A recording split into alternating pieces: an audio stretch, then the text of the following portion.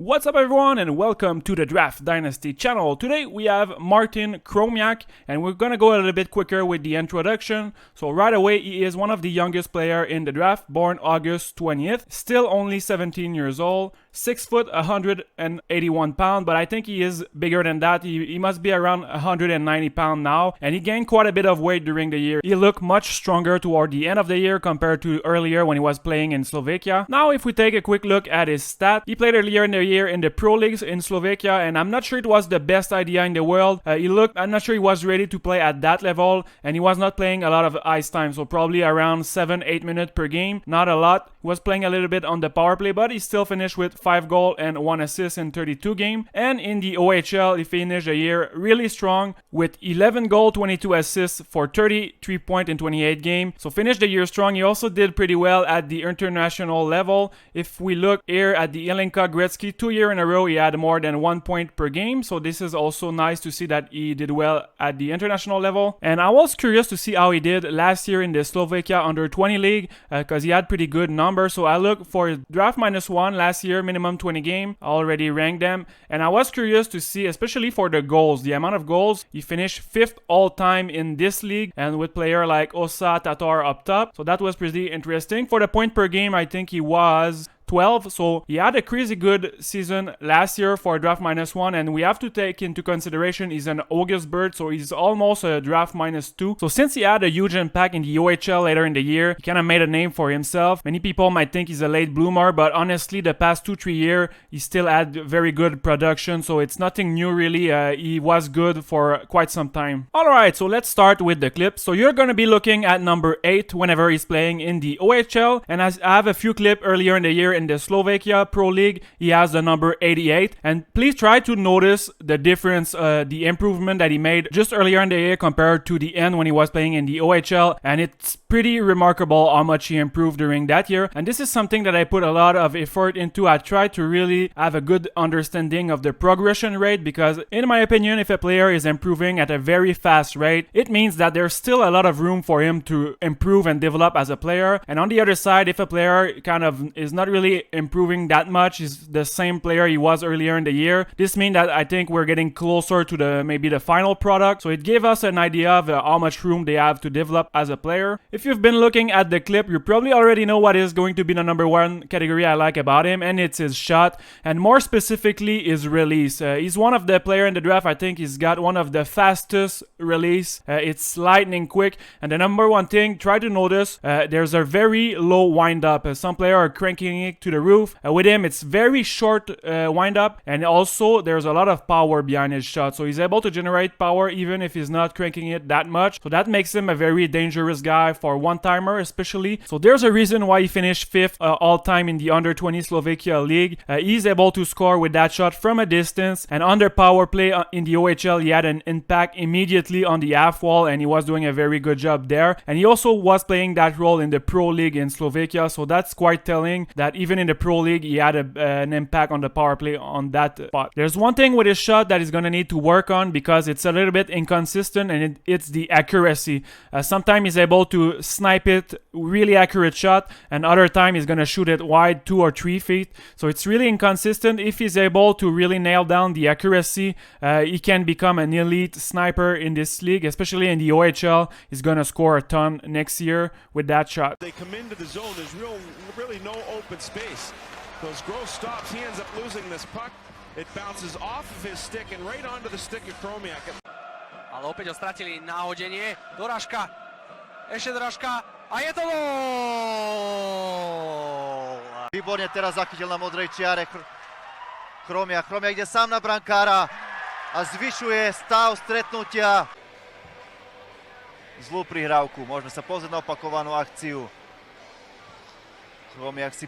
And this goal was last year versus the USA at the under 18 versus Jack Hughes, Caulfield and company, so really sweet goal. Let's move to the second category I like the most about him, and for him, I decided to go with the playmaking and his vision. And similar to Forster, if you watch the previous video I made on Forster, I had the same order, so I had the shot first that I like and the playmaking, and it's a bit similar with him. If I had to compare those two, for the shot, I would give maybe a little bit of an edge to Forster, but I think Chromiak is a better shooter in movement, and also he has a faster release, so it's pretty close. And for the playmaking, maybe a little bit of an edge to Chromiak, but we gotta keep in mind that he was playing with Wright and Wisdom, and it's pretty easy to get assists when you're playing with those two, and he had a few easy ones during the year, secondary assists where he was not doing much. But overall, if I had to rate their playmaking ability, I would say they are slightly above average. They're a good playmaker, but nothing super exciting, but they're definitely above average playmaker, both of them. Up a pass,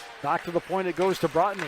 At the top of the circle, here's Wright on the otother side, fires a shot. Also, one thing I noticed with Chromiak is that he's a player, he's not overly dynamic, but he is sneaky skilled. I say that because sometimes you don't think it's in him, you don't think he has those type of behind the back pass, between the leg, saucer pass, highlight move, but it's in him. It's just that he doesn't pull it off really often, and that's kind of the big problem with him, because he can go one period, one full game without doing much, and then once in a while he's gonna flash you with some high-end stuff, and you're like, wow, where were you the past game, the past two game, where have you been? So I think this is one of the main reasons why some people have him extremely high and other people are not so high on him. And for me personally, I think the 5 first game that I watched him in the OHL, honestly, those might have been his 5 best game, and as a result, after watching him play, I was like, damn, this guy's gonna be the steal of the draft. August Bird still has room to grow, he's improving at a fast rate, there's not major hole in his game,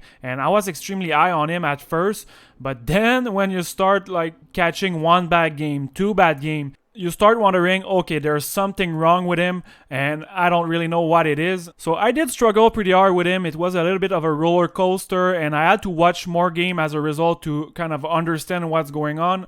And I think my conclusion is that there's something holding him back mentally, and it's a little bit worrying because when I watch him, I have the impression that what I'm seeing is only 70% of what he can do, and from time to time he's gonna throw you some flashes of his full potential, but ultimately almost all the time I feel like I'm getting only 70% of what he can be. Is it because he's lacking confidence?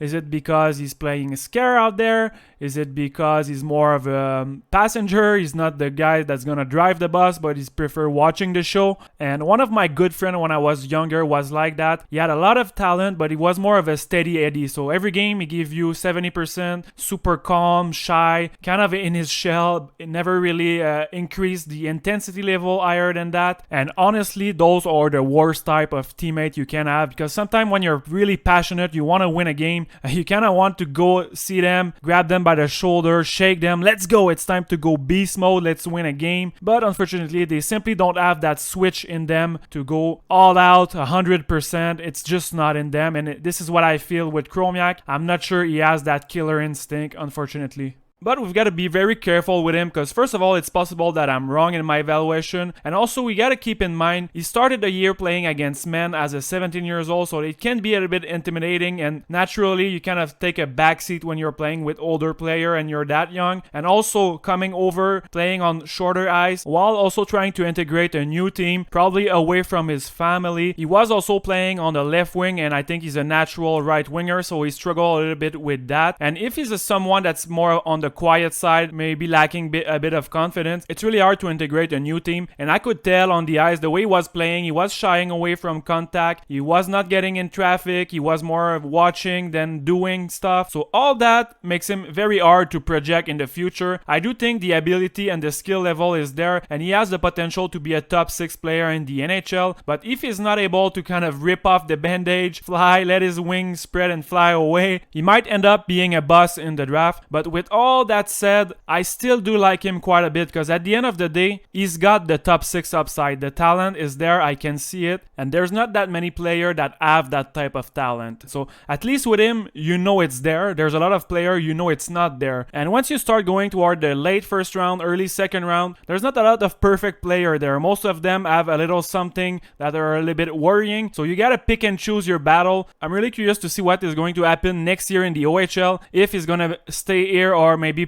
decide to leave and play in Slovakia, because I think playing in the OHL with Wright and Wisdom would really benefit him. It would give him a huge boost in confidence because I think it's for sure he's gonna produce a ton. Getting back to the footage, like I said earlier, there's not many holes in his game other than maybe the physicality and intensity level. Most of the thing he's doing it well on the ice and defensively as well. I wouldn't say like he's a stud defensively yet, but he has great potential. He has that long reach, he has the skating. We're gonna take a closer look toward the end of the video with his skating, but he has some good potential both offensively and defensively. For the NHL player comparison, I struggle finding a comparison with one player in the NHL, but he does remind me a little bit of Dylan Cousin from last year's draft, and they're of course a little bit different. I think Cousin was much more stronger, maybe a bit faster and more intense overall, better defensively, and maybe just a little bit of Jeff Carter, but just the wrist shot mainly and the straight line skating, the way they both skate. And speaking of skating, we might as well finish the video with the skating, and I think it's a strong part of his game. Earlier in the year, I like his technique and everything, he just simply did not have the power in his legs. So if you've watched the video on Reichel, it was a little bit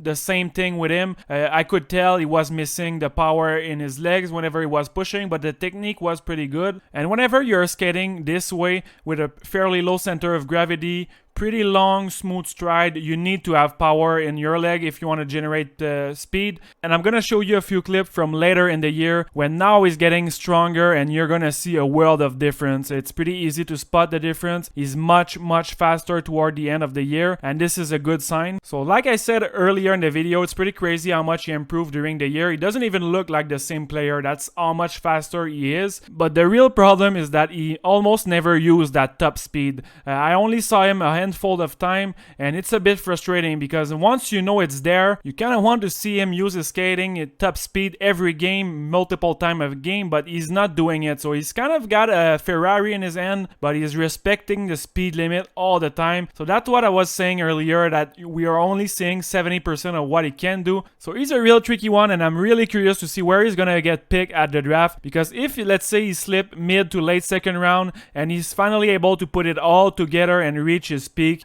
he might be the biggest steal of the draft because the talent is certainly there. So there's risk, but there's also reward. So he's really tricky. He's probably going to be early second round on my board. He once was in my first round, but after seeing more of the red flag, I have to lower him a little bit. But still, I think early second round, with given the upside, might be a good gamble. So this is it for this one. If you enjoy the content, please give it a like. For the next couple episodes, I'm probably going to do a few defensemen because I've been doing a lot of forward lately. So I'm going to switch it up with a couple of defensemen. Thank you, everyone, and see you on the next episode.